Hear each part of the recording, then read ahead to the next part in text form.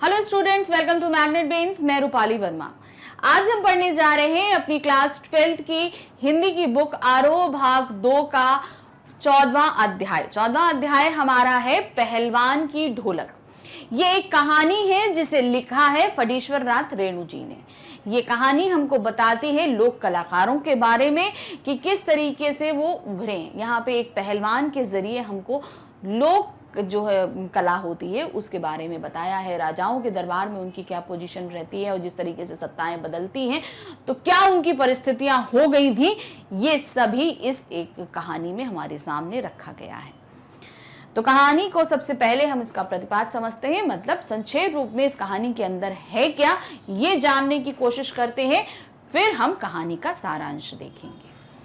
पहलवान की ढोलक कहानी व्यवस्था के बदलने के साथ लोक कला और इसके कलाकार के अप्रासंगिक हो जाने की कहानी है। मतलब व्यवस्थाएं जब बदलती हैं, इस कहानी में क्या हुआ, जब व्यवस्थाएं यानी कि सरकारें बदलती हैं तो लोक कलाकारों की किस तरीके से स्थितियां बदलती हैं जो बिल्कुल भी सही नहीं बैठती, ये उसकी कहानी है।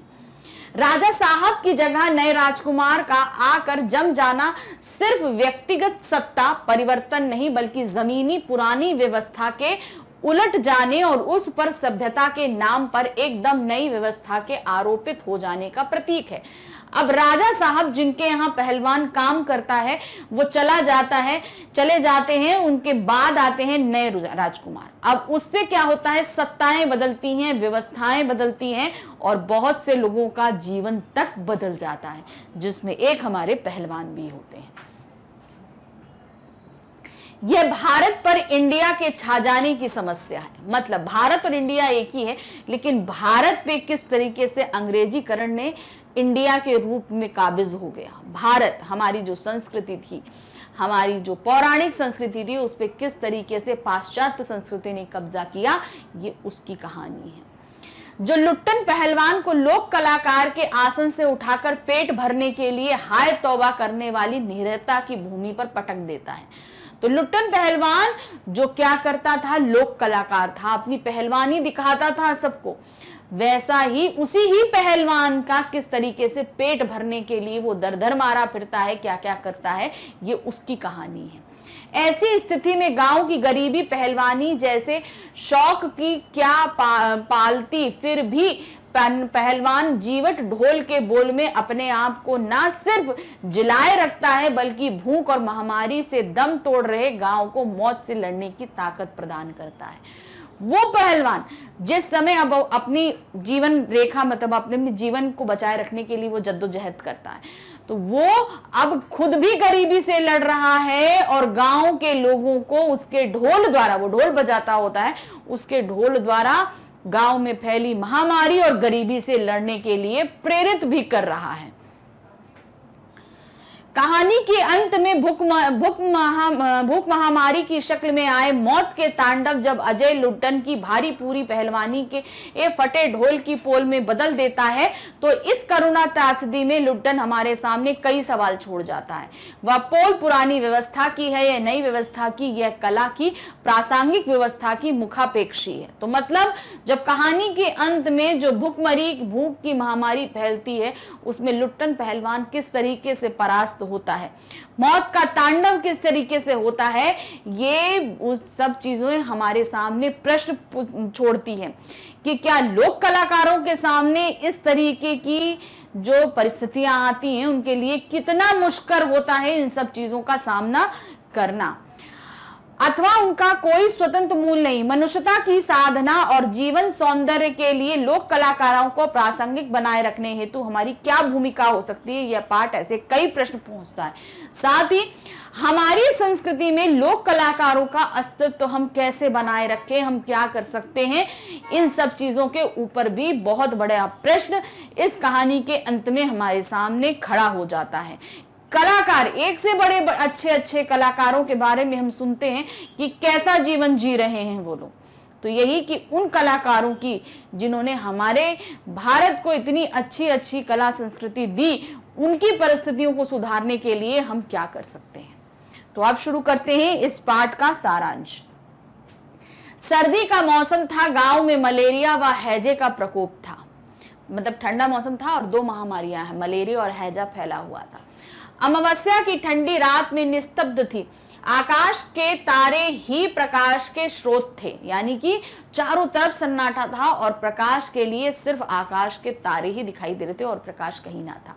सियारों और उल्लुओं की डरावनी आवाज से वातावरण की निस्तब्धता कभी कभी भंग हो जाती थी। जो चारों तरफ सन्नाटा छाया हुआ था वो सियारों और उल्लुओं की आवाज से बीच बीच में भंग हो रही थी वो शांति।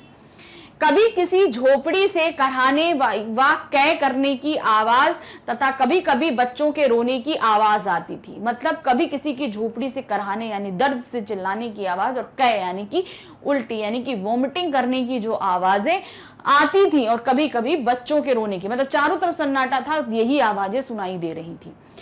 कुत्ते जाड़े के कारण राख के ढेर पर पड़े रहते थे और कुत्ते का जहां पर आग जलती है वहां राख का ढेर हो जाता है ना, वो गर्म रहता है मौसम, ठंडी मौसम था, कुत्ते उन्हीं के ऊपर लेटे रहते थे। साय या रात्रि को सब मिलकर रोते थे। इस सारे माहौल में पहलवान की ढोलक संध्या से प्रातः काल तक एक ही गति में बजती रहती थी। यह आवाज मृत गांव में संजीवनी की शक्ति भर देती थी। वो गांव जहां पर चारों तरफ बीमारी फैली थी, सिर्फ उल्लू, सियारों और कुत्तों की रोने की आवाजें आ रही थी, लोगों के दर्द से चिल्लाने की आवाजें, उल्टी करने, बच्चों की रोनी, मतलब हर समय ऐसी आवाजें आ रही थी जो आपको सिर्फ विचलित कर सकती थी, कहीं शांति नहीं देती थी। तो ऐसे मृत पड़े गांव में, मृत सदी तो गांव हो गया जहां कोई उल्लास नहीं, कुछ नहीं, सिर्फ बीमारी की आवाजें, ऐसे मृत गांव में पहलवान की ढोलक ही एक सभी लोगों के अंदर जीने की जो एक चाह थी वो फूंकती थी, उसकी जो आवाज हुआ करती थी। गांव में लुट्टन पहलवान प्रसिद्ध था। अब लुट्टन पहलवान के बारे में बताया जा रहा है। 9 वर्ष की आयु में वह अनाथ हो गया था, उसकी शादी हो चुकी थी, उसकी विधवा सास ने उसे पाला। वह गाय चराता, ताजा दूध पीता तथा कसरत करता। गांव के लोग उसकी सास को तंग किया करते थे। लुट्टन इनसे बदला लेना चाहता था। कसरत के कारण वह किशोरा अवस्था में ही पहलवान बन गया। एक बार लुट्टन श्यामनगर मेला में दंगल देखने गया। तो अब क्या हुआ, सबसे पहले लुट्टन जब छोटा था तभी उसके माँ बाप गुजर गए, वो अनाथ हो गया। तो अब तक उसकी शादी हो चुकी थी, तो उसकी जो सास थी वो विधवा थी, उसी ने उसको पाला। तो गांव वाले लोग उसकी विधवा सास को बहुत परेशान करते थे। तो अब इधर क्या था, ये जो है खूब अच्छा पीता खाता था, तो धीरे धीरे ये किशोरा अवस्था आते तक अच्छा खासा पहलवान हो गया और अपनी सास की बेइज्जती का बदला लेने के लिए वो ऐसी पहलवानी करने का उसके अंदर इच्छा आई कि जो उसको तपाल पोस रही थी उसी को सब लोग तंग करते थे, तो उसको इंसाफ दिलाने के लिए उसने ये पहलवानी करने की सोची।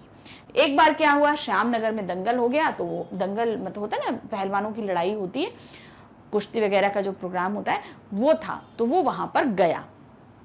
पहलवानों की कुश्ती व दांव पेच देखकर उसने शेर के बच्चे को चुनौती दे डाली। अब कुश्ती देखी तो उसमें एक बहुत अच्छी कुश्ती कर रहा था, तो उसमें उसको चुनौती दे डाली।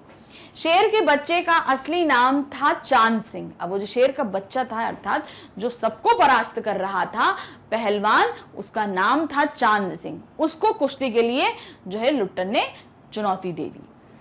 वह पहलवान बादल सिंह का शिष्य था। और चांद सिंह किसका शिष्य था? पहलवान बादल सिंह का शिष्य। देखिए ये बहुत छोटे छोटे क्वेश्चंस आते हैं, किस पहलवान को चुनौती दी थी, क्या दिया था, तो ये सब चीजें ध्यान रखिए, आपको एमसीक्यूज बेस्ड क्वेश्चंस में पूछी जा सकती हैं।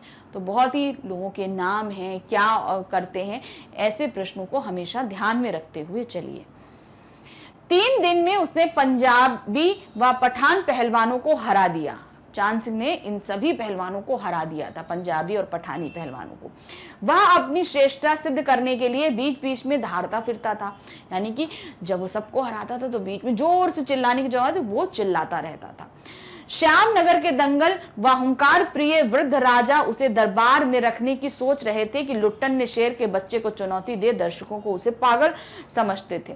तो अब क्या था, उसने सभी को परास्त कर दिया और बहुत ही शक्तिशाली सबके सामने साबित हो चुका था। तो जो राजा थे वो चांद सिंह को वो महल में रखना चाह रहे थे। होता ना, पहलवानों को जो अच्छे होते हैं उनको रख लेते हैं, तो उनको रखना चाह रहे थे। लेकिन इतने में ही लुट्टन ने चांद सिंह को पहलवानी को जो है न्योता दे दिया दंगल के लिए। तो सभी जो है वो लुट्टन को बेवकूफ समझ रहे थे कि इतने शक्तिशाली पहलवान को इसने चुनौती क्यों दे दी।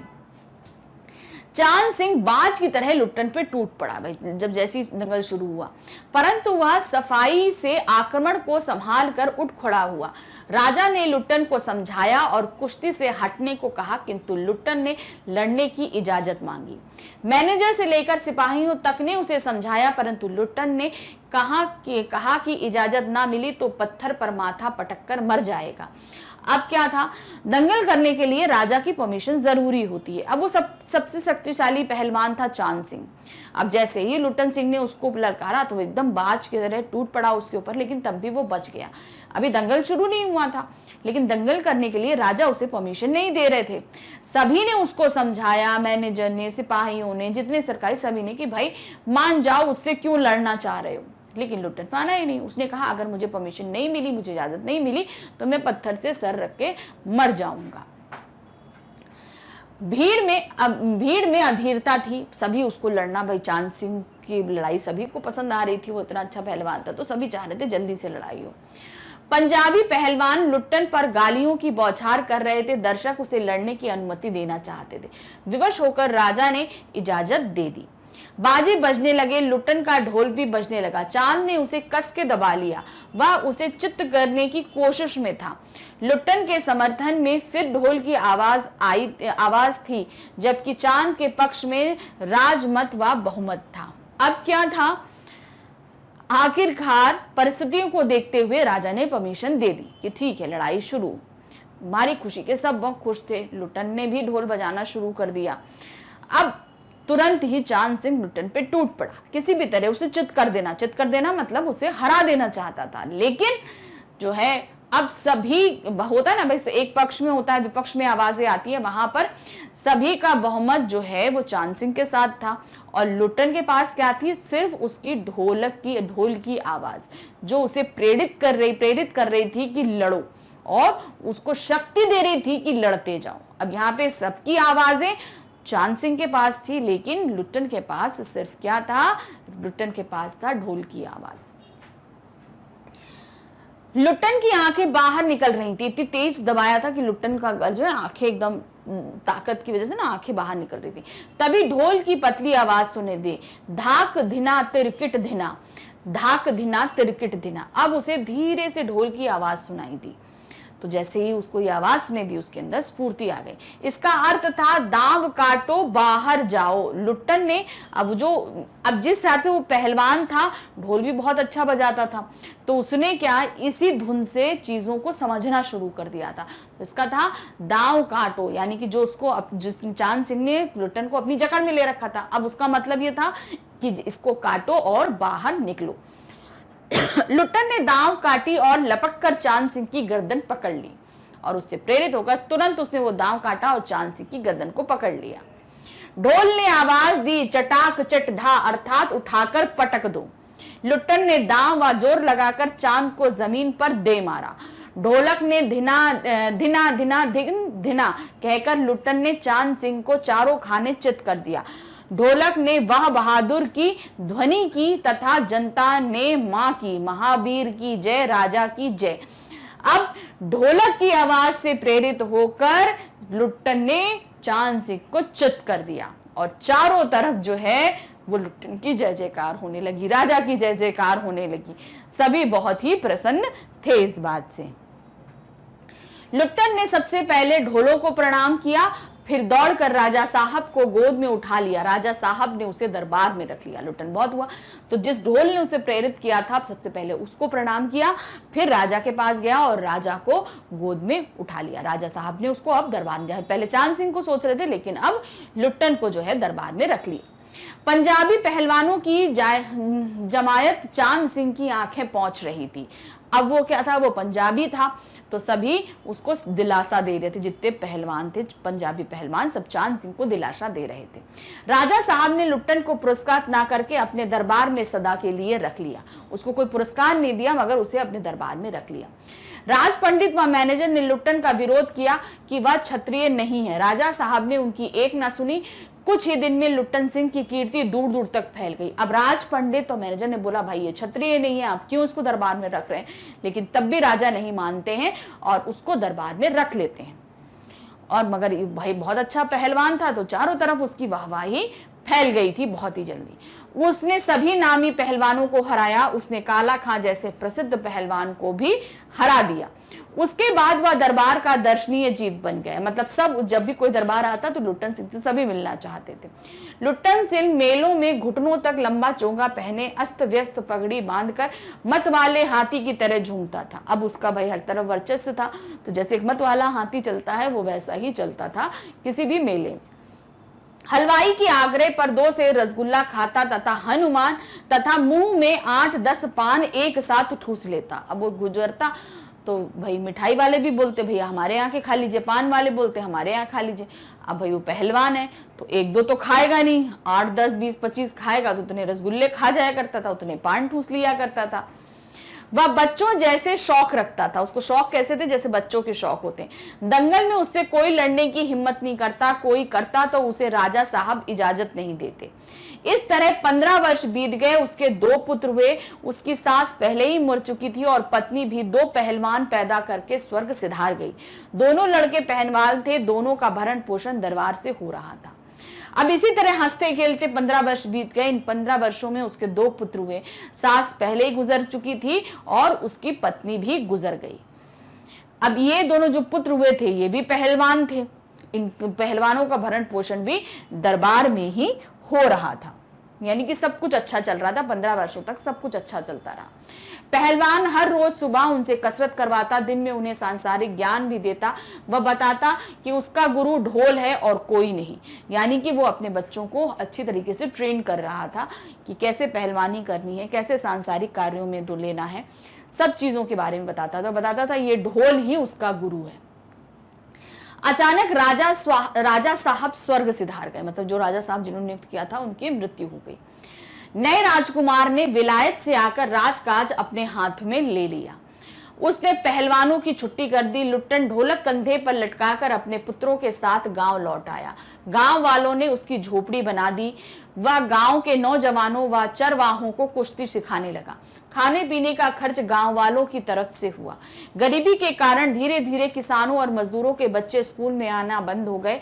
अब वह अपने लड़कों को ही ढोलक बजाकर कुश्ती सिखाता। अब क्या हुआ, राजा साहब सर सुधा गए, राजकुमार आए, उन्होंने संभाला। जितने भी पहलवान थे उन सभी को दरबार से निकाल दिया। तो एक तरीके से यहाँ देखा जाएगा कि लोक कलाकारों को किस तरह से विलायती यानी पश्चिमी संस्कृति ने दरकिनार कर दिया।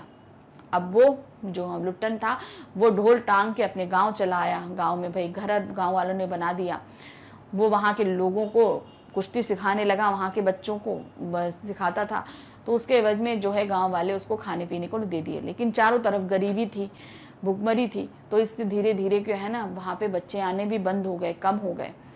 अब क्या था, वो खुद ही ढोल बजाता और अपने ही बच्चों को कुश्ती सिखाता था। धीरे धीरे गरीबी का कारण बन रहा था। लड़के दिन भर मजदूरी करके कमा लाते थे। गांव पर अचानक संकट आ गया। सूखे के कारण अन्न की कमी हो गई तथा फिर मलेरिया व हैजा फैल गया। अब बच्चे हष्ट पुष्ट थे, जाते थे, कमा के लाते थे, अच्छी तरह खाना पीना चलता था। लेकिन इसी बीच गांव में हैजा और मलेरिया फैल गया। घर के घर खाली हो गए। प्रतिदिन 2-3 लाशें उठने लगी। लोग एक दूसरे को ढांढस देते तथा शाम होते ही घरों में घुस जाते। लोग चुप रहने लगे। ऐसे समय में केवल पहलवान की ढोलक ही बसती थी जो गांव के अंधमृत औषधि उपचार पथ्य विहीन प्राणियों में संजीवनी शक्ति भरती थी। तो अब यहाँ पे क्या था, मतलब ऐसी परिस्थितियां थी कि दिन में 2-3 लाशें तो उठ ही जाया करती, इतने लोग मर जाया करते थे गांव में। हर तरफ चीख पुकार थी। शाम होते ही लोग अपने चले जाते। ऐसे में सिर्फ पहलवान की ढोलक ही बजती सुनाई देती थी। और ऐसे जो मृत्यु से तड़प रहा गांव था, जो उपचार के लिए परेशान था, ऐसे गांव में वो ढोलक कहीं ना कहीं उन लोगों के मन में किसी तरह की स्फूर्ति फूंक दिया करती थी। एक दिन पहलवान के दोनों बेटे भी चल बसे। अब इसके कारण अब ये भुखमरी जो फैली, हैजा फैला, मलेरिया फैला, उसके दोनों जो बेटे थे वो भी मृत्यु को प्राप्त हो गए। पहलवान सारी रात ढोल पीटता रहा। दोनों पेट के बल पड़े थे। उसने लंबी सांस लेकर कहा, दोनों बहादुर गिर पड़े। अब क्या था, दोनों उसके बच्चे मर गए। सारी रात वो ढोल पीटता रहा और उसके बच्चे जो हैं पेट के बल पड़े रहे। तो उसने यही बोला अपने बच्चों के लिए कि 2 जो वीर थे वो ढेर हो गए, गिर पड़े। उस दिन उसने राजा श्याम नंद की दी हुई रेशमी जांघिया पहनी, जिस दिन उसके बच्चे, तो जो राजा ने उसको जांघिया दी थी, पहलवान पहनते ना लंगोट टाइप की, तो वो दी थी, वो पहनी उस दिन। और सारे शरीर पर मिट्टी मिलकर थोड़ी कसरत की और फिर दोनों पुत्रों को कंधे पे लाद कर नदी में बहा आया। कसरत करने के बाद मिट्टी लपेटी अपने शरीर में और अपने दोनों बच्चों को दोनों कंधों पे रखा और जाके नदी में बहा के आ गया। इस घटना के बाद गांव वालों की हिम्मत टूट गई। रात में फिर पहलवान की ढोलक बजने लगी तो लोगों को हिम्मत दुगनी हो गई। अब लोगों ने सोचा कि पहलवान टूट गया होगा तो भाई लोगों की भी ढोलक टूट गई, लेकिन तब भी जो पहलवान है उसकी ढोलक रात में बजती है। तो एक तरीके से पूरे गांव में फिर से एक नई जान फूंक जाती है कि नहीं, जो वो ढोलक रात भर बजती थी ना, तो लोगों के अंदर थोड़ा सा हिम्मत बंधती थी। अब उनको लग रहा था कि पहलवान के बच्चे मर गए, अब वो ढोलक नहीं बजाएगा, लेकिन ऐसा नहीं हुआ। रात में फिर पहलवान ढोलक बजाता है और लोगों को थोड़ी सी हिम्मत बन जाती है। 4-5 दिनों के बाद एक रात ढोलक की आवाज नहीं सुनाई पड़ी। तो एक रात दिन ऐसा हुआ, 4-5 दिन बीते उसके बच्चों को मरे हुए, एक रात ऐसी हुई कि ढोलक बजी नहीं। सुबह उनके शिष्यों ने देखा कि पहलवान की लाश चित पड़ी है, मतलब अब पहलवान भी स्वर्ग से धार गए, यानी लुट्टन पहलवान भी मर गए। शिष्यों ने बताया कि उसके गुरु ने कहा था कि उसके शरीर को चिता पर पेट के बल लिटाया जाए, क्योंकि वह कभी चित नहीं हुआ और चिता सुलगने के समय ढोल जरूर बजा देना। तो अब जो उसके शिष्य थे, अब वो मर गया था, तो उसके जो शिष्य थे उन्होंने कहा था कि वो बोलते थे कि कभी भी मुझे चित नहीं लिटाना, क्योंकि वो कभी भी किसी भी युद्ध में पहलवानी के कुश्ती में हारा नहीं था। तो चित्त यानी पीठ के बल नहीं हुआ था, मतलब चिता पे उसको पेट के बल लिटाया जाए और उसकी चिता पे जब अग्नि दी जाए तो ढोल अवश्य बजाया जाए। तो इस तरीके से ये कहानी यहाँ पर पूरी खत्म हुई। इस कहानी ने हमें ये चीज समझाई और बताई कि कैसे लोक कलाकारों की दुर्गति हो रही है। तो ये कहानी हमें बहुत कुछ सोचने के लिए मजबूर करती है कि हमें इनकी जो लोक कलाएं हैं उनको किस तरीके से बचाए रखना है, उनमें हमें कोशिश करनी है। तो ये कहानी फणीश्वर नाथ रेणु द्वारा लिखित यहीं पर खत्म होती है। पहला प्रश्न है, कुश्ती के समय ढोल की आवाज और लुट्टन के दांव पेच में क्या तालमेल था? पाठ में आए ध्वनात्मक मतलब ध्वनि से जो ध्वनि के जो शब्द हैं उनके बारे में हो रहा है बात। ध्वनात्मक शब्दों और ढोल की आवाज आपके मन में कैसी ध्वनि पैदा करते हैं, उन्हें शब्द में लिखिए। तो जैसे था ना ताक धिना धिन धिन, तो ऐसे कई तरीके के शब्द जो हैं आपको पाठ में पढ़ने को मिलेंगे, वही हमारे क्या कहलाते हैं, ध्वनात्मक शब्द। तो सबसे पहले क्या इन्होंने क्वेश्चन पूछा है, कुश्ती के समय ढोल की आवाज और लुट्टन के दांव पेच में क्या तालमेल था? जो तालमेल था सबसे पहले वो बताना है। फिर दूसरा क्या है, ध्वनात्मक शब्द जो ढोल की आवाज है वो हमारे मन में कैसी भावनाएं पैदा करते हैं, ये बताना है। कुश्ती के समय ढोल की आवाज और लुट्टन के दांव पेच में अद्भुत सामंजस्य था। लुट्टन को ढोल की प्रत्येक थाप एक नया दांव पेच सिखाती थी, उसमें नवीन ऊर्जा और उत्साह का संचार करती थी। मतलब जो हर एक धुन निकलती थी उससे वो बहुत ही ज्यादा एक्साइटेड हो जाता था, स्फूर्ति आ जाती थी, एकदम से ताकत भर जाती थी उसके अंदर। लुट्टन के ढोल की आवाज और उसकी कुश्ती के दांव पेचों में अनोखा तालमेल था। मतलब उसने हर एक दांव को ढोल के धुन के हिसाब से ढाल लिया था कि ये धुन मुझसे ये कहती है, ये धुन मुझसे ये कहती है, इस तरीके से उसने ढाला हुआ था। कैसे? चट धा गिड धा आजा भिड़ जा। अब चट धा गिड़ जा को उसने कैसे संबोधित किया था, आजा भिड़ जा, मतलब अब हम लोग लंगल शुरू करते हैं। फिर है चटाक चट धा, यानी उठाकर पटक दे। अब इसमें चटाक चट धा यानी उठा के, मतलब पहलवान को पटक दो। फिर है चट गिड धा, यानी मत डरना, यानी कि बिल्कुल भी किसी से, सामने वाले से मत डरना। धाक धिना तिरकिट धिना, दांव काटो बाहर आओ। अब हर धुन का ताक धिना तिरकिट धिना मतलब दांव काटो और बाहर निकल कर आ जाओ। जो किसी दांव में फंस गए हो तो उसको काटो और बाहर निकलो। फिर था धिना धिनाक धिन धा, यानी चित कर दो, यानी कि उसको पटक दो और हरा दो। अब जो आखिरी सवाल था कि आपके मन में कैसी स्थिति पैदा करती है। ढोल के ध्वनात्मक शब्द हमारे मन में उत्साह के संचार के साथ साथ आनंद का संचार भी करते हैं। मतलब इस तरह के जो धुन होती है ये हमारे मन में उत्साह पैदा करती है, हमको प्रोत्साहित करती है कि लड़ो करो, आनंद महसूस होता है। मतलब डिप्रेशन टाइप की चीज हमारे अंदर नहीं आती है। ये ताल और थाप लुट्टन को पुनः नई उम्मीद देती थी और विपक्षी पहलवान के सामने खड़ा होने और उसे धूल चटाने का साहस देती थी। ये सभी क्या थी, उसको बहुत ज्यादा हिम्मत प्रदान करती थी। क्वेश्चन नंबर 2 है हमारा, कहानी के किस किस मोड़ पर लुट्टन के जीवन में क्या क्या परिवर्तन आए। बचपन से लेकर उसकी मृत्यु तक उसकी जवानी, मतलब उसकी कहानी में जीवन की जितनी पूरी कहानी थी सब में बहुत परिवर्तन आए। उसके माँ बाप का मर जाना, उसकी सास का गांव वालों द्वारा जो है अपमानित किया जाना, फिर राजा द्वारा चुना जाना, बहुत ही कम उम्र में उसकी पत्नी का चला जाना, उसके 2 बच्चों की मृत्यु हो जाना, उसकी दरबार से निकाले जाना। तो बहुत तरह तरह के जो चेंजेस आए हैं उन सभी को आपको सीक्वेंस में लिखना है। कैसे? कहानी में लुट्टन के जीवन में अनेक परिवर्तन आए। लुट्टन के माता पिता का बचपन में देहांत हो गया, सास द्वारा उसका पालन पोषण किया गया और सास पर हुए अत्याचारों का बदला लेने के लिए उन्होंने पहलवान बनने का निश्चय किया। मतलब सास द्वारा जितने भी उसको सास को जितनी भी तकलीफ दी जा रही थी तो उसका बदला लेने के लिए उसने क्या किया, वो जो है पहलवान बनने का उसने निश्चय कर लिया। उन्होंने बिना गुरु के कुश्ती सीखी, मतलब उसका कोई गुरु नहीं था, कुश्ती उसने बगैर गुरु के सीखी हुई थी। वे ढोल को अपना गुरु मानकर हर समय उसे अपने समीप रखता था, ढोल को ही अपना गुरु मानता था। अल्पायु में उन्हें पत्नी की मृत्यु का दुख सहना पड़ा, मतलब बहुत ही कम उम्र में उसे पत्नी की मृत्यु का उसको देहावसान हो गया। 2 छोटे बच्चों का भार संभालना पड़ा, उन्हें भी लुट्टन ने पहलवानी के दांव पेच सिखाए। जीवन के 15 वर्ष राजा की छत्र छाया में सुखपूर्वक राजसी भोग करते हुए बिताए, परंतु राजा के निधन के बाद उनके पुत्र ने उन पर होने वाले खर्च को फिजूल खर्ची मानकर उन्हें राजसी सुविधाओं से वंचित कर दिया, मतलब उसे राजमहल से निकाल दिया। गांव के बच्चों को पहलवानी सिखाई, अपने बच्चों की मृत्यु के असहनीय दुख का सामना साहस पूर्वक किया। उसके दोनों बच्चे जो है मृत्यु को प्राप्त हो गए थे, उसका सामना भी उसने बहुत ही हिम्मत से किया।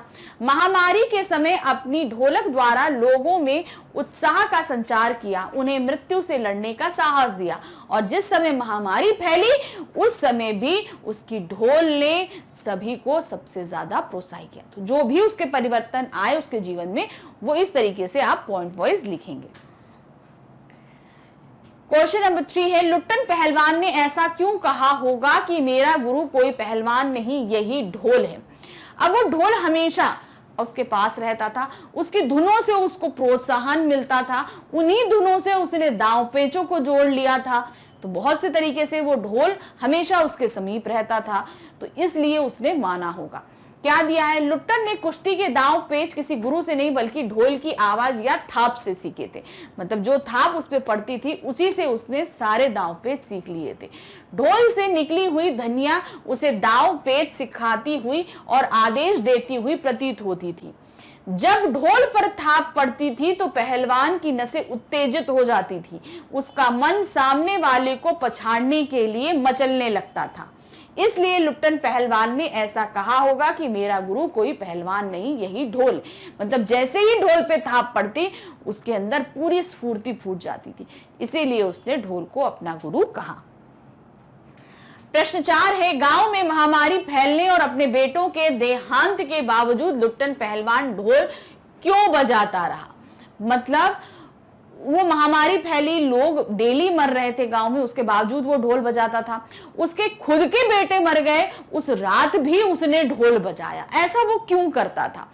क्यों? क्योंकि वो ढोल ही उसे भी प्रोत्साहित करता था और उस ढोल की धुन से ही सभी लोगों को भी प्रोत्साहन मिलता था कि ये दुख की घड़ी कभी न कभी अवश्य बीत जाएगी। गांव में महामारी और सूखे के कारण निराशाजनक माहौल तथा मृत्यु का सन्नाटा हुआ था।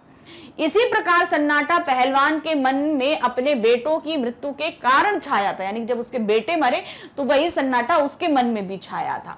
ऐसे दुख के समय में पहलवान की ढोलक निराश गांव वालों के मन में जीने की उमंग जगाती थी।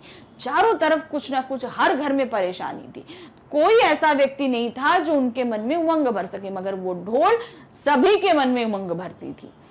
ढोलक जैसे उन्हें महामारी से लड़ने की और कभी ना हारने की प्रेरणा देती थी। इसीलिए शायद गांव में महामारी फैलने और अपने बेटों का देहांत होने के बावजूद लुट्टन पहलवान महामारी को चुनौती देने, अपने बेटों के असामयिक मृत्यु का दुख कम करने और गांव वालों को महामारी से लड़ने के लिए प्रेरणा देने के लिए ढोल बजाता था।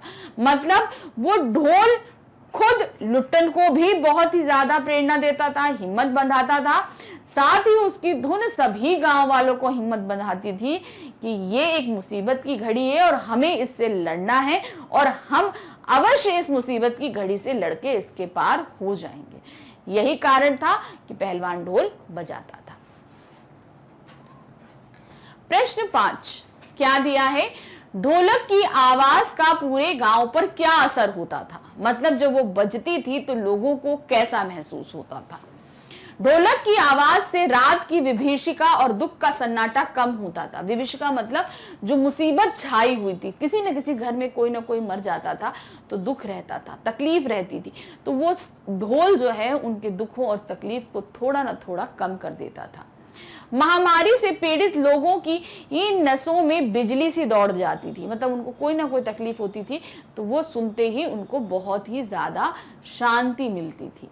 उनकी आंखों के सामने दंगल का दृश्य साकार हो जाता। वे मानो मृत्यु अथवा बीमारी रूपी शत्रु से लड़ने के लिए तत्पर हो जाते और वे अपनी पीड़ा भूलकर खुशी खुशी मौत का सामना करते। इस प्रकार ढोल की आवाज मृत्यु पाए गांव वालों की नसों में संजीवनी शक्ति भरकर उन्हें महामारी से लड़ने की प्रेरणा देती थी। तो वो ढोल जो है वो पहलवानी का संकेत था, और जैसे ही इसकी आवाज आती थी लोग अपने आप को पहलवान समझने लगते थे और वो अपने दुश्मन से लड़ना चाहते थे। तो दुश्मन उस समय क्या था? वो बीमारी, वो भुखमरी, वो तकलीफ। तो वो उन लोगों के मन में जो है ना उत्साह भरता था कि नहीं, अब हम इस बीमारी से लड़ जाएंगे। तो ये ढोल उनको बहुत ही ज्यादा प्रोत्साहित और उमंग से भर देता था उस मुसीबत से, घड़ी से लड़ने के लिए। प्रश्न 6 है, महामारी फैलने के बाद गांव में सूर्योदय और सूर्यास्त के दृश्य में क्या अंतर होता था? जब महामारी फैली थी तब सूर्योदय कैसा हो रहा था, सूर्यास्त कैसे हो रहा था, इसका जो वक्तव्य है वो पाठ के अंदर हमारे दिया गया है, उसी को हमें यहाँ पर डिस्क्राइब करना है। कैसे देंगे? महामारी फैलने के बाद गांव में सूर्योदय और सूर्यास्त के दृश्य में बड़ा अंतर था। सूर्योदय के समय कोलाहल, हाहाकार और हृदय विदारक रुदन के बावजूद भी लोगों के चेहरे पर जीवन की चमक होती थी। भाई हर घर में कोई मृत्यु को रात में प्राप्त हो जाए तो सुबह वही चीख पुकार, हाहाकार होती थी, लेकिन तब भी नई सुबह के साथ लोग ये उम्मीद लेकर उठते थे कि शायद आज का दिन इस रुदन का आखिरी दिन होगा। लोग एक दूसरे को सांत्वना बंधाते और एक दूसरे के दुख में शामिल होते थे। परंतु सूर्यास्त होते ही सारा परिदृश्य बदल जाता था। जहां पूरा दिन सब एक दूसरे को सांत्वना दे रहे हैं, ढांढस बंधा रहे हैं, रात होते होते वो सारा परिदृश्य बदल जाया करता था। लोग अपने अपने घरों में दुबक कर बैठ जाते, तब वे चू भी नहीं करते, यानी कि अपने अपने घरों के अंदर बंद हो जाते थे कि हम इस घर के अंदर बंद हैं तो हम शायद इस महामारी से बच जाएंगे। किसी की आवाज नहीं आती थी। यहां तक कि माताएं अपने दम तोड़ते पुत्रों को बेटा भी कहकर अंतिम विदाई नहीं दे पाती थी, यानी कि जिन माओं के बच्चे मर रहे थे उनको भी वो बेटा नहीं बोल पाती थी। इतना सन्नाटा पसरा रहता था।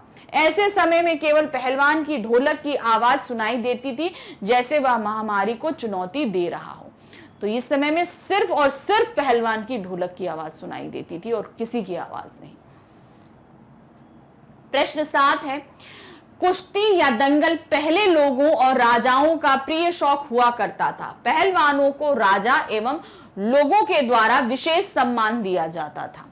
अब ये एक वक्तव्य है कि बहुत पहले ऐसा हुआ करता था, मगर प्रश्न आपसे क्या पूछा जा रहा है? इसी वक्तव्य पे आपसे पहला प्रश्न जो पूछा गया है, ऐसी स्थिति कब अब क्यों नहीं होती? कहने का मतलब है पहले राजाओं द्वारा पहलवानी कुश्ती करी जाती थी, मगर अब क्यों नहीं होता? क्यों? क्योंकि अब लोगों के खेल और मनोरंजन के तरीके बदल चुके हैं। पहले मनोरंजन के नवीनतम साधन अधिक ना होने के कारण कुश्ती को मनोरंजन का साधन माना जाता था। पहले अपने आप को मनोरंजित या दिल बहलाने के ज्यादा साधन नहीं थे। कुश्ती एक ऐसा साधन था कि लोग अपने आप को बहला लिया करते थे, तथा इसीलिए राजा महाराजा कुश्ती के दंगलों का आयोजन करते रहते थे। जैसे जैसे मनोरंजन के नवीन साधनों का चलन बढ़ता गया, वैसे वैसे कुश्ती की लोकप्रियता घटती गई और फिर पहले की तरह राजा महाराजा भी नहीं रहे और जो इस प्रकार के बड़े दंगलों का आयोजन करते। भाई, इन बड़े दंगलों का आयोजन करने में बहुत पैसा खर्च होता था, बहुत ज्यादा मैन पावर लगती थी, लेकिन अब भाई वो राजा महाराजा नहीं रहे तो अब वो दंगल भी नहीं हो पाते हैं। अब इसी वक्तव्य पे जो हमसे दूसरा प्रश्न पूछा गया है, इसकी जगह अब किन खेलों ने ले ली, मतलब ये जो कुश्ती होती थी उसकी जगह आज कौन कौन से खेल होते हैं। आज कुश्ती के स्थान पर आधुनिक खेल क्रिकेट, फुटबॉल, टेनिस आदि खेलों का आयोजन किया जाता है। तीसरा प्रश्न है, कुश्ती को फिर से प्रिय खेल बनाने के लिए क्या क्या कार्य किए जा सकते हैं। यानी कि कुश्ती को फिर से हम वैसा ही प्रिय खेल बनाएं तो उसके लिए हमें क्या क्या कार्य करने होंगे। कुश्ती को फिर से लोकप्रिय बनाने के लिए हमें एक बार पुनः कुश्ती के दंगलों के आयोजनों पर बल देना होगा। मतलब जैसे पहले दंगल हुआ करते थे, राजा महाराजा आयोजन करते थे, वैसे ही फिर से अगर हम आयोजन करें तो लोगों में वो उत्साह बढ़ेगा। पहलवानों को उचित प्रशिक्षण दिया जाए। अब पहलवान भाई पहले बहुत अच्छा खाते पीते थे, लोग प्रशिक्षित होते थे, अब वो प्रशिक्षण भी नहीं मिलता, तो वो प्रशिक्षण भी बहुत जरूरी है। उनके खान पान का उचित ख्याल, भाई शरीर बनाना है तो खान पान का भी तो ख्याल रखना पड़ेगा, तो वो खान पान का ख्याल रखना है। खिलाड़ियों को उचित धनराशि देना। अब भाई कोई उतरेगा तो कुछ पैसा भी तो कमाए, आखिर वो इस कार्य को क्यों कर रहा है, तो उन्हें पैसे भी उसी हिसाब से मिलने चाहिए। या तथा नौकरी में वरीयता मिले, मतलब जो पहलवानी तो करे, बाहर से में तो पहलवानी नहीं होती, मगर जगह जगह नौकरियां जो निकलती हैं उसमें उनको कुछ अलग से बेनिफिट्स दिए जाएं कि बेसिस पे कुश्ती करते हैं, इस बेसिस पे उनको नौकरी मिल रही है। खेल का मीडिया में अधिक से अधिक प्रचार प्रसार आदि कुछ उपाय किए जा सकते हैं। मतलब इस खेल को भी, जैसे क्रिकेट की बहुत पब्लिसिटी होती है उसी तरह कुश्ती की भी आप उतनी पब्लिसिटी कीजिए, उनको लाइव प्रसारित कीजिए ताकि लोगों में इंटरेस्ट बढ़े। इसके अलावा भी बहुत से कार्य किए जा सकते हैं, तो आप इन्हें खुद सोच के भी कर सकते हैं और जैसे कोई भी कार्य है तो आप उन्हें सोचिए, जिन्हें आप इनमें ऐड कर सकते हैं। प्रश्न 8 है, आशय स्पष्ट कीजिए। वक्तव्य है, आपको ये बताना है कि ये क्यों और किस लिए बोला गया और इस वक्तव्य का क्या मतलब है। आकाश से टूटकर यदि कोई भावुक तारा पृथ्वी पर जाना भी चाहता तो उसकी ज्योति और शक्ति रास्ते में ही शेष हो जाती। अन्य तारे उसकी भावुकता तथा असफलता पर खिलखिलाकर हंस पड़ते। अब ये पंक्ति क्यों बोली गई, कहां बोली गई, कब बोली गई और इसका मतलब क्या है, ये सभी आपको बतानी है। प्रस्तुत पंक्ति का आशय लोगों के असहनीय दुख से है। टूटते तारे के माध्यम से लेखक कहना चाहता है कि अकाल और महामारी से त्रस्त गांव वालों की पीड़ा को दूर करने वाला कोई नहीं था, अर्थात चारों तरफ सन्नाटा था। उनकी तकलीफ को दूर करने के लिए वहां पर कोई भी व्यक्ति नहीं था। प्रकृति भी गांव वालों के दुख में दुखी थी, यानी कि वो प्रकृति में भी ऐसा सन्नाटा था कि जैसे लग रहा है वो भी दुखी जो है हो। आकाश से टूटकर यदि कोई भावुक तारा पृथ्वी पर आना भी चाहता तो उसकी ज्योति और शक्ति रास्ते में ही शेष हो जाती। मतलब अगर कोई व्यक्ति उनकी जो है मदद करने के लिए वहां आने की कोशिश भी करता तो वो उस दरख्त तक पहुंच ही नहीं पाता था। लेखक के कहने का तात्पर्य यह है कि स्थिर तारे चमकते हुए प्रतीत होते हैं और टूटा तारा समाप्त हो जाता है। तारों की शक्ति का तार्किक एवं मानवीय रूप से उल्लेख किया है, यानी कि तारे जो हैं जब तक आकाश में हैं तब तक बढ़िया हैं, लेकिन जैसे ही टूटे उनका अस्तित्व वहीं समाप्त हो जाता है। प्रश्न 9, पाठ में अनेक स्थलों पर प्रकृति का मानवीकरण किया गया है। पाठ में से ऐसे अंश चुनिए और उनका आशय स्पष्ट कीजिए। प्रकृति का मानवीकरण मतलब प्रकृति तो हमारी जो है वो निर्जीव है और उसको हम सिमिलर कर देते हैं मानव से। ठीक है। जैसे कलियां हंसी, तो अब यहाँ पर कलियां क्या है, प्रकृति है, वो हंस तो सकती नहीं, हंसता कौन है, मानव हंसता है। तो यहाँ पर हम सिमिलर करते, तो ऐसी जगह पर क्या हो जाता है, प्रकृति का मानवीयकरण। तो आपको ऐसे अंश जो है पाठ में से ढूंढ के निकालने हैं और उनका आश्रय स्पष्ट करना है कि उसका मतलब क्या है। अंधेरी रात चुपचाप आंसू बहा रही थी। अब रात तो आंसू नहीं बहा सकती ना, तो यहाँ पर प्रकृति क्या है, अंधेरी, तो प्रकृति से क्या है चीज है, अंधेरी रात, और आंसू बहाना ये तो मानवीकरण है, क्योंकि आंसू बहाने का कार्य तो मानव करता है, तो यहाँ पर इससे मानवीकरण होता है। अब इसका आश्रय क्या है, आश्रय यहाँ पर रात का मानवीकरण किया गया है। गांव में हैजा और मलेरिया फैला हुआ था, महामारी की चपेट में आकर लोग मर रहे थे, चारों ओर मौत का सन्नाटा छाया था। ऐसे में ओस की बूंदें आंसू बहाती सी प्रतीत हो रही थी। मतलब जो अंधेरी रात, ठंड की रात थी ना, तो जो ओस पड़ रही थी तो ऐसा लग रहा था जैसे रात रो रही है। इस तरीके से उन्होंने इस चीज को चित्रित किया है। अब दूसरा क्या है, अन्य तारे उसकी भावुकता अथवा असफलता पर खिलखिलाकर हंस पड़ते हैं। अब तारे क्या है, प्रकृति है, वो तो हंस नहीं सकते, तो इसीलिए यहाँ पर क्या हो गया, प्रकृति का मानवीकरण, क्योंकि हंसना तो मनुष्य का है, तो वो इसलिए हो जाता है। आश्रय यहाँ पर तारों का हंसता हुआ दिखाकर उसका मानवीकरण किया गया है। यहाँ पर तारे मजाक उड़ाते हुए से प्रतीत हो रहे, मतलब एक तारा असफल हो गया, वो टूट के गिर गया, इसलिए उसकी असफलता पर क्या था, बाकी तारे हंस रहे थे। फिर हमारे पास है प्रश्न 10। पाठ में मलेरिया और हैजा से पीड़ित गांव की दयनीय स्थिति को चित्रित किया गया है। मतलब वहां पे हैजा और मलेरिया फैला गया है। आप ऐसी किसी अन्य आपदा स्थिति की कल्पना करें और लिखें कि आप ऐसी स्थिति का सामना कैसे करेंगे। अब ये जो स्थिति दिखाई गई, ऐसी कोई स्थिति आपके बारे में बताना है आपको, जो आपने देखी हो या कभी सुनी हो, उस स्थिति को आप कैसे हैंडल करेंगे ये बताना। तो ये इस प्रश्न का उत्तर आप सभी के लिए अलग अलग रहेगा, ये क्योंकि आपको अपने आप करना है, तो ये सभी, इसका सबका उत्तर आपके लिए अलग अलग आएगा। तो बहुत, मगर इसको करेंगे कैसे ये हम जरूर आपको बताएंगे। पाठ में मलेरिया और हैजा से पीड़ित गांव की दयनीय स्थिति को चित्रित किया गया है। आजकल मलेरिया और डेंगू जैसी बीमारी से आम जनता को अपने शिकंजे में कस लिया है। ऐसी स्थिति से निपटने के लिए मैं अपनी ओर से निम्न प्रयास करूंगा। क्या प्रयास है, लोगों को इन बीमारियों से लड़ने के लिए जागरूक करूंगा। दूसरा, इन बीमारियों से पीड़ित लोगों को उचित इलाज कराने की सलाह दूंगा। स्वच्छता अभियान में सहायता करूंगा। तो अब ये दोनों बीमारियां क्या है, वो गंदगी की वजह से फैलती है, तो स्वच्छता अभियान चलाएंगे। दूसरा, लोगों को जागरूक करेंगे कि इसका इलाज जरूर कराएं। क्यों, क्योंकि इसका इलाज, बहुत से लोग, गांव के लोग इलाज नहीं कराते, झाड़ फूक करा लेते, तो उनको बताइए कि ये इलाज जरूरी है, इससे संभव है आपका स्वस्थ होना। तो ऐसे आप और कौन से प्रयास कर सकते हैं वो भी आप इनमें मेंशन कर सकते हैं। प्रश्न 11। ढोलक की थाप नृत्य गांव में संजीवनी शक्ति भरती थी। कला से जीवन के संबंध को ध्यान में रखते हुए चर्चा कीजिए। अब ढोलक की थाप थी, वो जो मृत्यु प्यारे जो गांव पड़ा हुआ था उसमें संजीवनी फूकती थी। अब संजीवनी का मतलब क्या है, जीवन की चाह फूकती थी। तो ऐसा कोई आपको यहाँ पर आपको चर्चा करनी है। चर्चा करने का मतलब है आपको उस बारे में लिखना है, डिस्कशन पॉइंट पे आपको लिखना है क्या चीज, कि कला जीवन के संबंध को ध्यान में रखती, कला का जीवन के साथ क्या संबंध है, इसको आपको दर्शाना है। कैसे करेंगे, कला व्यक्ति के मन में बसी हुई स्वार्थ, परिवार, धर्म, भाषा, जाति आदि की सीमाओं को मिटाकर मानव वन को विस्तृत और व्यापकता प्रदान करती है, व्यक्ति के मन को उदार बनाती है। तो अब यहाँ पर क्या बताया गया, जो कला है वो किसी एक की वो नहीं होता, अगर किसी ने बनाया है तो उसे पूरी दुनिया देखती है, तो वहां पर हर एक चीज का बंधन मिट जाता है, चाहे धर्म हो, जाति हो, पात हो, स्वार्थ हो, आपका कुछ भी हो, हर तरीके के बंधन मिट जाते हैं कला से।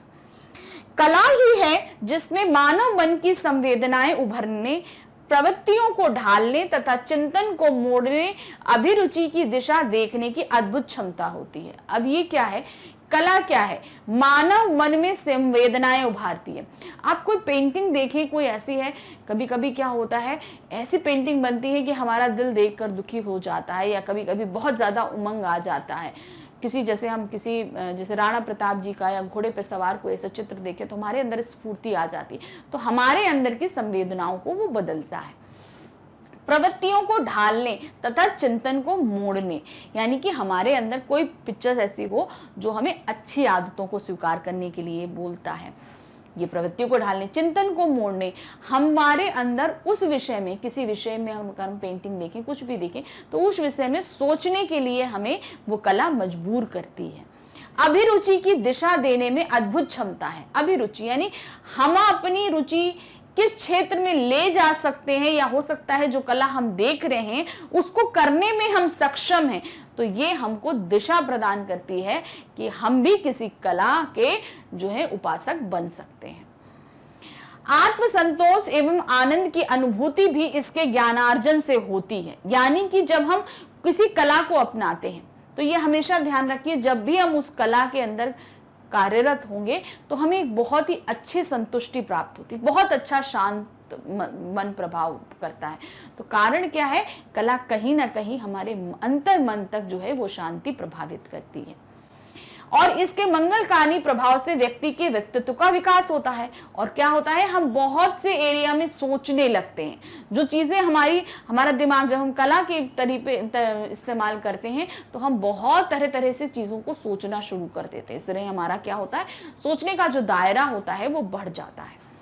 जब यह कला संगीत के रूप में उभरती है तो कलाकार गायन और वादन से स्वयं को ही नहीं, श्रोताओं को भी अभिभूत कर देता है। मनुष्य आत्मविस्तृत हो उठता है, और जब ये कला संगीत से हो तो गायक क्या करता है, खुद अपने आप को तो संतुष्ट करता है, मगर श्रोता यानी कि सुनने वाले तक को संतुष्टि प्रदान करता है, उसको आनंद देता है। उसके गाने से ये सभी लोग प्रभावित होते हैं।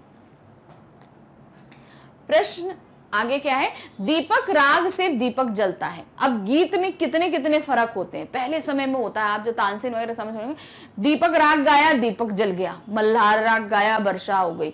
तो ये बहुत ही ज्यादा ताकतवर गायन हुआ करते थे।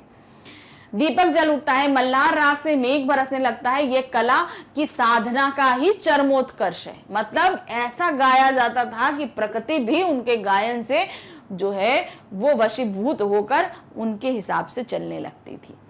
भाट और चारण भी जब युद्ध स्थल में उमंग, जोश और सराबोर कविता गान करते थे तो वीर योद्धा का उत्साह दोगुना हो जाता था। भाट चारण क्या होते थे, जो नृत्य और गायन द्वारा सैनिकों को प्रोत्साहन देते थे।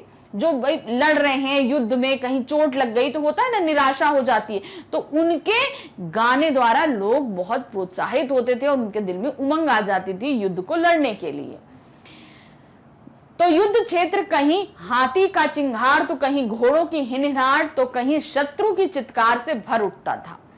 यह गायन कला ही परिणति ही तो है। इसी प्रकार मानव का कला के हर एक रूप, काव्य, संगीत, नृत्य, चित्रकला, मूर्तिकला, स्थापत्य कला और रंगमंच में अटूट बंधन है। यानी मनुष्य का हर तरफ से, हर तरीके से कला से संबंध है, और हम रखेंगे तो हमें वाकई ही बहुत शांति प्राप्त होगी। प्रश्न 12 है, चर्चा करें कलाओं का अस्तित्व व्यवस्था का मोहताज नहीं। मतलब कि आपको यहाँ पर डिस्कशन व्यूज पे लिखना है, बताना है, एक टिप्पणी करनी है कि जो कला है वो उसका अस्तित्व बचाए रखना व्यवस्था के ऊपर डिपेंडेंट नहीं है। कैसे लिखेंगे इसको, कलाओं को फलने फूलने के लिए भले व्यवस्था की जरूरत महसूस होती हो, परंतु कलाओं का अस्तित्व केवल और केवल व्यवस्था का मोहताज नहीं है। मतलब ऐसा नहीं है कि अगर व्यवस्था है तो ही कलाएं फूलेंगी। कलाएं जहां अव्यवस्था हो वहां पे भी फलती फूलती हैं, क्योंकि यदि कलाकार व्यवस्था द्वारा पोषित है और अपनी कला के प्रति समर्पित नहीं है तो वह कभी भी जनमानस में अपना स्थान नहीं बना सकता। मतलब वो व्यवस्था से प्रेरित है, लेकिन अगर उसने व्यवस्था में आकर अपने अंदर की संवेदनाओं को मिटा दिया है तो वो सारी चीजें वो कला में लेकर नहीं आ पाएगा। किसी भी कला को विकसित होने में कलाकार का अपनी कला के प्रति एकनिष्ठ भाव, समर्पण भाव, उसकी अथक मेहनत और जन सामान्य का प्यार, सराहना आवश्यक तत्व होते हैं। तो किसी भी कला को लेके सबसे पहले कलाकार का डिवोटेड होना बहुत जरूरी है कि वो कितनी एकाग्रता से होकर उस कला को साधना कर रहा है और हमारे सामने रख रहा है। उसके साथ ही उसको प्रोत्साहित करने के लिए भी जनमानस का होना बहुत जरूरी है। जब वो होंगे तभी तो भाई प्रोत्साहित होगा, तभी वो कला फलेगी फूलेगी।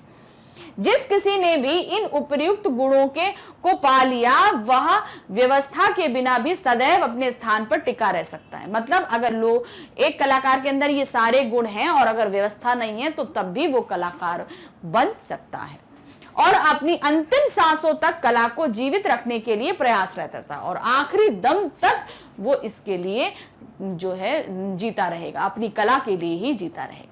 इस तरीके से इस पाठ के सभी प्रश्न उत्तर यहाँ पर खत्म होते हैं। पहलवान की ढोलक कहानी फणीश्वरनाथ रेणु जी द्वारा लिखी गई है, प्रसिद्ध कहानी है। इस कहानी में लेखक ने अपने गांव, अंचल एवं संस्कृति को सजीव कर दिया है, यानी कि वो जिस गांव में जहां से पले बड़े हैं वो सब चीजें हमारे सामने रखी है उन्होंने। ऐसा लगता है मानो हर एक पात्र वास्तविक जीवन में जी रहा है। तो कहानी को ऐसे शब्दों में पिरो के हमारे सामने रखा तो जैसे लगता है कि सारे पात्र हमारे सामने जीवित हो उठे, हमको ऐसा प्रतीत होता है। तो सभी सजीव हैं।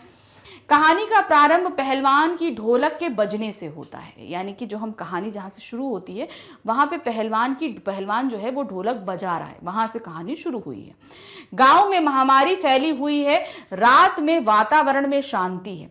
कभी कभी झोपड़ी से करहाने व कै करने की आवाज तथा कभी कभी बच्चों के रोने की आवाज आती थी।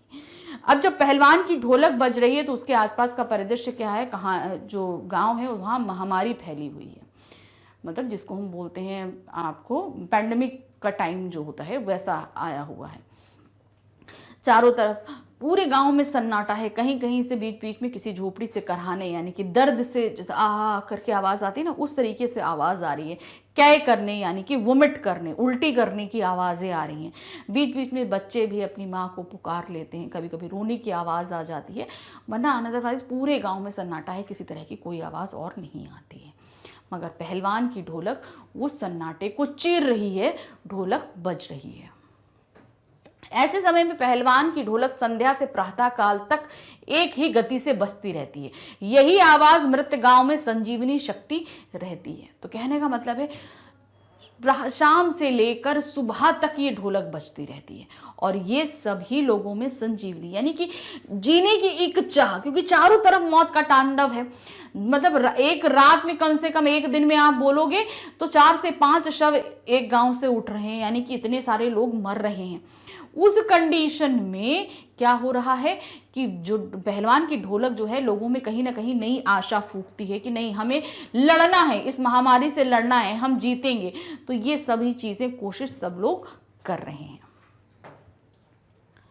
पहलवान के जीवन के बारे में फणीश्वरनाथ रेणु जी ने बताया है। अब पहलवान जो सभी पूरे गांव को प्रेरणा दे रहा है, सब कुछ कर रहा है, उसके जीवन के बारे में रेणु जी ने क्या हमको बताया है। क्या कहते हैं, 9 वर्ष की आयु में ही पहलवान के माता पिता की मृत्यु हो गई और उसका पालन पोषण उसकी विधवा सास द्वारा किया गया। तो अब क्या था, जब वो 9 वर्ष का था पहलवान, तभी उसके माता पिता की मृत्यु हो गई। अब वो छोटा बच्चा था 9 वर्ष में, तो भाई कोई पालन पोषण के लिए चाहिए था।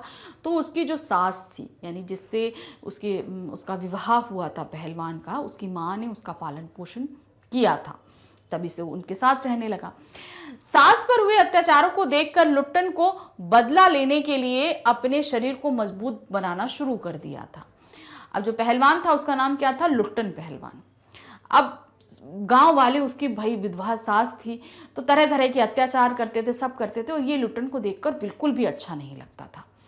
अब वो खुद एक बच्चा था, तो अब इन सब से भिड़ने के लिए उसने ये सोचा कि अब मैं पहलवान बनूंगा, लड़ने के लिए ताकत चाहिए।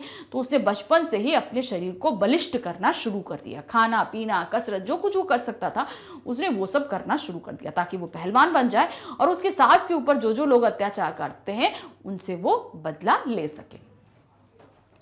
वह गांव में पहलवानी करने लगा और एक बार श्यामनगर में दंगल देखने गया था।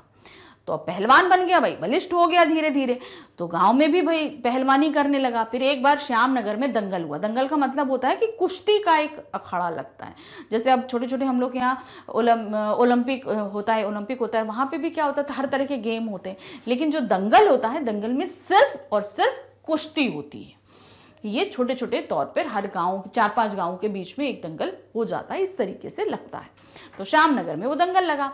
वहां उसने ढोलक की आवाज को अपना गुरु मानकर शेर के बच्चे चांद सिंह नाम के पहलवान को हराया। तो वहां पर एक जो है पहलवान आया था, कौन आया था? चांद सिंह। उसको शेर के बच्चा बोला जाता था। क्यों? क्योंकि वो अभी तक सभी को पराजित करते आया था। अब उसके साथ जो है वो लुट्टन भिड़ जाता है। उसी समय वहां पे ढोलक बज रही होती है। तो इसने अभी तक किसी को उस्ताद तो बनाया नहीं था, मतलब गुरु बनाया नहीं था, कौन उसको टीच करे। तो वो ढोलक की थाप को उसने अपना गुरु मान लिया। धड़क दिक धा धा धा करके जो भी उसकी आवाज निकलती वो उसको प्रेरणा देती, और इसी प्रेरणा से वो चांद सिंह से भिड़ गया और चांद सिंह को पहलवानी में परास्त कर दिया। जो अभी तक किसी से नहीं हारा था, लुट्टन को उसने परास्त कर दिया, पहलवान को हराया।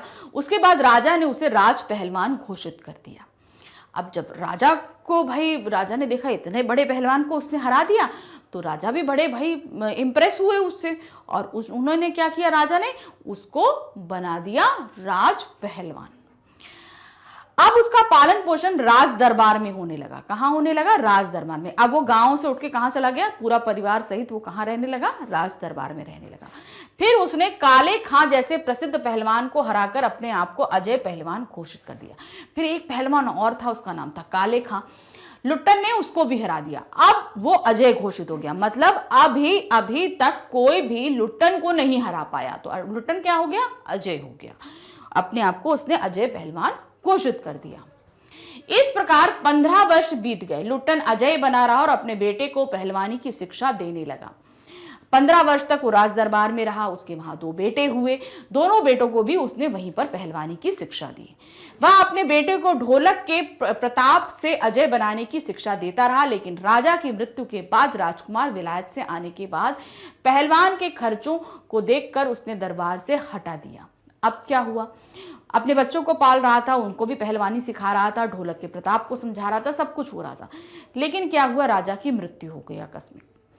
अब उसके बाद राजकुमार जो विलायत में यानी कि विदेश में पढ़ रहे थे, वो वापस आ गए। उन्हें पहलवान में कोई इंटरेस्ट नहीं था, तो उनको लगा कि ये फिजूल खर्च हो रहा है। उन्होंने पहलवान को हटा दिया, यानी कि अब उसे राज दरबार छोड़कर जाना पड़ा, लुट्टन और पूरे परिवार को। अब क्या हुआ? विवश होकर वह अपने गांव लौट आया। अब जो पहले गया था वापस अपने गांव आ गया, और आकर वह उसे अपने बेटे ग्रामीण बच्चों को कुश्ती सिखाने लगा। और क्या किया फिर उसके बाद? ग्रामीण गांव वालों के जो बच्चे थे उनको कुश्ती सिखाने लगा। लेकिन ग्रामीणों में अरुचि के कारण पहलवान के बेटे मजदूरी करने लगे। अब क्या हुआ? उसके बेटे ग्रामीण लोगों को जो मजदूरी सिखा रहे थे, तो लोगों में मतलब पहलवानी को लेकर इतना इंटरेस्ट नहीं था। तो भाई धीरे धीरे बच्चे कम होने लगे शिक्षा लेने के लिए। तो अब क्या करते भाई? पेट पालने के लिए कुछ तो चाहिए। तो उन्होंने क्या करना, उनके दोनों बच्चों ने मजदूरी करना शुरू कर दिया, मतलब लेबर बन गए वो। लेकिन अकस्मात सूखा और महामारी के कारण एक एक करके लोग मरने लगे। अब तुरंत ही सूखा पड़ा और वहां पे महामारी फैल गई, बहुत करके लोग मरने लगे। इस प्रकार उसके दोनों बेटे महामारी की चपेट में आ गए और वह उन्हें उठाकर नदी में बहा आया। अब उनके दोनों बेटों को भी वो महामारी लग गई और दोनों बेटे मर गए। दोनों बेटों को एक कंधे पे एक पर दूसरे कंधे पे दूसरे बेटे को उठाकर जाके वो नदी में बहा आया अपने दोनों बेटों को। पुत्रों की मृत्यु के बाद भी वह ढोलक बजाता रहा। अब ये हुआ कि भाई पुत्र गुजर गए तो उसे बड़ी तकलीफ होगी, ऐसा कुछ नहीं, तकलीफ तो हो रही थी, लेकिन उस दुख में भी उस ढोलक को उसने प्रेरणा मानकर कभी भी बजाना नहीं छोड़ा, वो ढोलक बजाता ही रहा। तो लोगों में हिम्मत बढ़ी, लेकिन 4-5 दिन बाद ढोलक बजनी बंद हो गई। अब क्या हुआ? अब वो ढोलक जब उसका बेटा खत्म हो गया, सब कुछ हो गया, तो ये होगा कि भाई उसको तकलीफ होनी चाहिए, लेकिन नहीं, वो तब भी ढोलक बजाता रहा और दूसरे लोगों को प्रेरित करता रहा कि नहीं, इस महामारी से लड़ो, बजाता रहा। लेकिन 4-5 दिन बाद क्या हुआ? वो ढोलक भी बजनी बंद हो गई। एक रात वो ढोलक नहीं बजी। तब क्या हुआ? सुबह लोगों ने देखा तो पहलवान की लाश चित पड़ी थी, यानी कि वो पेट के बल गिरा पड़ा हुआ था जमीन पर, वो मर चुका था, उसकी लाश थी। एक शिष्य ने कहा कि गुरु ने कहा था कि उसकी मौत के बाद उसके शरीर को चिता पर पेट के बल लिटाया जाए, लेकिन वह कभी चित नहीं हुआ और चिता सुलगाने के समय ढोल बजते रहना चाहिए। इस प्रकार पहलवान के अंत के साथ कहानी का अंत हो जाता है। तो अब क्या होता है? जब बजनी बंद हो गई ढोलक, तो गांव वाले देखने पहुंचते, भाई क्यों भाई, डेली रात में बजती थी, आज क्यों नहीं बजी? तो देखते हैं तो पहलवान मर चुका था और मुंह के बल यानी पेट के बल वो लेटा हुआ था। अब तो तभी उसका एक शिष्य वहाँ पे बोलता है कि गुरुजी ने बोला था कि मेरी जो बॉडी है, जो चिता जलाई जाए, मेरी बॉडी वहाँ पर चित नहीं कर, क्योंकि मैं कभी चित नहीं हुआ, मतलब किसी से नहीं हारा हूँ, तो मुझे पेट के बल ही चिता पे लिटाया जाए, और जब चिता सुलगाई जाए यानी कि उसमें अग्नि दी जाए, तो उस समय ढोल ज़रूर बजते रहने चाहिए, क्योंकि ये ढोल ही जो है उनको प्रेरित करते रहे इस ताउम्र। तो इस तरीके से पहलवान की शुरुआत से लेकर अंत तक की कहानी हमारे सामने फरीशनाथ रेणु जी ने रखी है। ये कहानी हमें ये प्रेरणा देती है कि मुसीबतें सभी की ज़िंदगी में, अच्छा बुरा वक्त सभी की ज़िंदगी में आता है, लेकिन हमें हिम्मत कभी नहीं सोनी चाहिए। जैसे पहलवान के समय में उसको 9 वर्ष की समय में उसको मुसीबत आई, उसने उस मुसीबत से प्रेरणा ली, वो पहलवान बना। फिर उसका अच्छा वक्त आया जो 15 साल उसने राजमहल में बिताए। फिर उसके साथ बुरा वक्त आया, उस बुरे वक्त में भी उसने हिम्मत नहीं हारी। तो यही चीज़ इस कहानी से हमें प्रेरणा मिली है। तो ये कहानी के सार को हमने समझ लिया। चलिए अब हम देखते हैं इससे रिलेटेड कुछ क्वेश्चन आंसर्स को। पहला प्रश्न हमारे सामने है, गांव में फैली बीमारी से उत्पन्न गांव की दशा का चित्रण कहानीकार ने किस प्रकार किया है। तो गांव में जो बीमारी फैली हुई है उसका चित्रण कहानीकार ने किया है। आपको वही वर्डिंग्स यहाँ पर इस्तेमाल करनी है जैसा दिया है। गांव में महामारी ने पांव पसार लिए थे, चारों ओर मौत का भयानक तांडव फैला था। रेणु लिखते हैं कि सियारों का क्रंदन और चेचक की डरावनी आवाज कभी कभी निस्तब्धता को अवश्य भंग कर देती थी। गांव की झोपड़ियों से करहाने और कै करने की आवाजें, हरे राम हे भगवान की टेर अवश्य सुनाई पड़ती थी। बच्चे कभी कभी निर्मल कंठों से मामा पुकार कर रो पड़ते थे। तो ये जो शब्द रेणु जी ने कहानी में इस्तेमाल किए ना, आपको वही लिखने हैं यहाँ पे आपको अपनी वर्डिंग नहीं बताई। पूछा क्या है कि कहानीकार ने जिस प्रकार किया है आपको उसी प्रकार करना है, तो वैसे ही यहाँ पर आप करेंगे।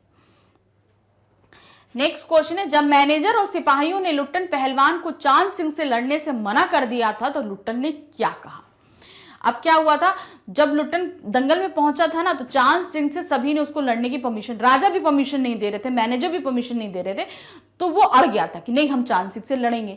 तो उसने क्या कह के राजा साहब को मनाया था कि नहीं हम वो मान जाए और हम चांद सिंह से लड़ लें। तो क्या कहा था उसने, मैनेजर और सिपाहियों की बातें सुनकर लुट्टन सिंह गिड़गिड़ाने लगा, मतलब बहुत ही रिक्वेस्ट करने लगा कि नहीं मुझे दंगल में भाग लेने दो, चांद सिंह से लड़ने दो। तो वो रिक्वेस्ट वो बार बार करने लगा था। वह राजा साहब के सामने जा खड़ा हुआ, उसने कहा, दुहाई सरकार, पत्थर पर माथा पटक कर मर जाऊंगा लेकिन लड़ूंगा अवश्य सरकार। वह कहने लगा, लड़ेंगे सरकार, हुक्म हो सरकार। तो उसने बोला मैं माथा पटक कर मर जाऊंगा मगर लड़ूंगा जरूर अवश्य सरकार। तो आप मुझे हुक्म दीजिए, आपके हुक्म से मैं ये पहलवानी करूंगा, मतलब मैं ये लड़ाई अवश्य करूंगा। तो ये चीज कहकर उन्होंने राजा को मनाया था। प्रश्न संख्या 3 है, क्या दिया गया है, राजा साहब ने लुट्टन को क्यों सहारा दिया, अंत में उसकी दुर्गति होने का क्या कारण था, अथवा पहलवान लुट्टन सिंह को राजा साहब की कृपा दृष्टि कब प्राप्त हुई, वह उन सुविधाओं से वंचित कैसे हो गया। तो अब क्वेश्चन आगे पीछे करके पूछा गया है, लेकिन आप सीरियल में दीजिए इसका जवाब कि सबसे पहले उसके साथ क्या हुआ, कैसे चीजें घटित होना शुरू हुई। सभी क्वेश्चंस के आंसर्स आपको देने होंगे। क्या दिया, लुट्टन ने बचपन से ही कुश्ती सीखी थी, उसे चांद पहलवान को हरा दिया और श्यामनगर के मेले में दंगत ने उसे यह चमत्कार किया, यानी चांद नगर में हो रहा है और राजा को उसकी कृपा दृष्टि प्राप्त हो गई। तो कैसे कृपा दृष्टि प्राप्त हुई राजा की, ये आपने दे दिया आंसर। राजा साहब ने उसे आश्रय दिया, इसके बाद उसने सभी नामी पहलवानों को हरा दिया।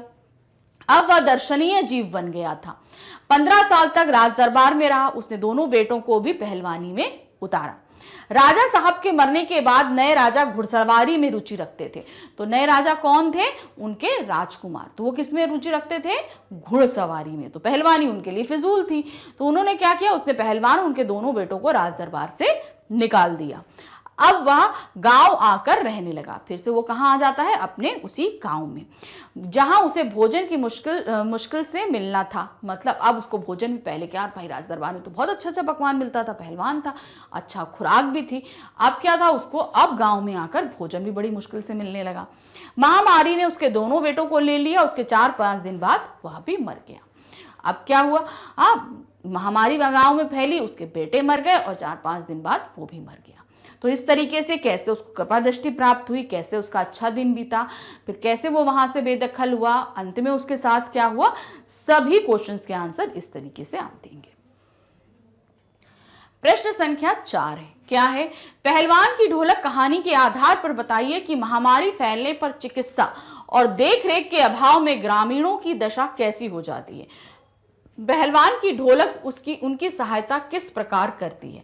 तो अब जब महामारी गांव में फैली थी तो चिकित्सा का अभाव था, सभी लोग परेशान थे, तो ढोलक उस समय बजती थी तो उनको कैसे प्रोत्साहन मिलता था। तो जो अभाव थे आपको वो भी लिखने हैं और ढोलक किस तरीके से प्रोत्साहित करती थी आपको ये भी देना है जवाब। तो क्या दिया है? महामारी फैलने पर गांव में चिकित्सा और देख रेख के अभाव में ग्रामीणों की दशा दयनीय हो गई थी। भाई जब दवा नहीं मिलेगी, कुछ नहीं मिलेंगे, लोग पट पट करके मर रहे होंगे तो दयनीय दशा तो होगी। तो वही दशा उस समय वहां पर थी। लोग दिन भर खांसते कराते रहते, रोज 2-4 व्यक्ति मरते थे। दबाव के अभाव में उनकी मृत्यु निश्चित थी। शरीर में शक्ति नहीं रहती थी। पहलवान की ढोलक मृत्यु पाए प्राय शरीरों में आशा और जीवंतता भरती थी। वह संजीवनी शक्ति का कार्य करती थी। तो जिन लोगों को लग रहा है कि हम मर जाएंगे, तो एक होता है ना मन से भी हम हार गए, तो वो भी बेचारे वो मन से हार गए थे। लेकिन जब पहलवान ढोलक बजाता था तो उनको प्रोत्साहन मिलता था कि नहीं, हमें इस महामारी से लड़ना है और हम लड़ सकते हैं। ये चीजें उनको ढोलक से भाव प्राप्त होता था। तो यहाँ पर ये चैप्टर हमारा खत्म हुआ। इसका क्विक रिवीजन खत्म हुआ। सिर्फ हिंदी में ही नहीं, सभी सब्जेक्ट्स में हम quick revision, one shot revisions लेकर आ रहे हैं। तो ये आपको कैसे मिलेंगे? इसके लिए आपको आना होगा हमारे चैनल magnetsbean.com पे। जब आप यहाँ पर आएंगे तो आप देखेंगे कि यहाँ पे वन शॉट रिवीजन दिया हुआ है। आप इसे क्लिक करेंगे, क्लिक करते ही आपके सामने सभी क्लासेस अवेलेबल हैं 9 to 12। तो अब हम 12th क्लास में, तो हम यहाँ पे वॉच नाउ क्लिक करेंगे। क्लिक करते ही हमारे सामने क्या होगा? क्लास 12th में सभी सब्जेक्ट आपके सामने होंगे, जितने सब्जेक्ट्स हैं। अब आपको करना क्या है? आपको अपना सब्जेक्ट, जिस भी सब्जेक्ट में आपको रिवीजन करना है उसे आप सेलेक्ट करेंगे। सेलेक्ट करते ही उस सब्जेक्ट में जितने भी चैप्टर्स हैं सभी आपके सामने आएंगे।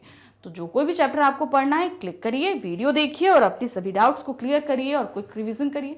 लेकिन साथ ही हमारे चैनल को लाइक, सब्सक्राइब, शेयर करना बिल्कुल नहीं भूलिएगा। Thank you for watching. Bye bye.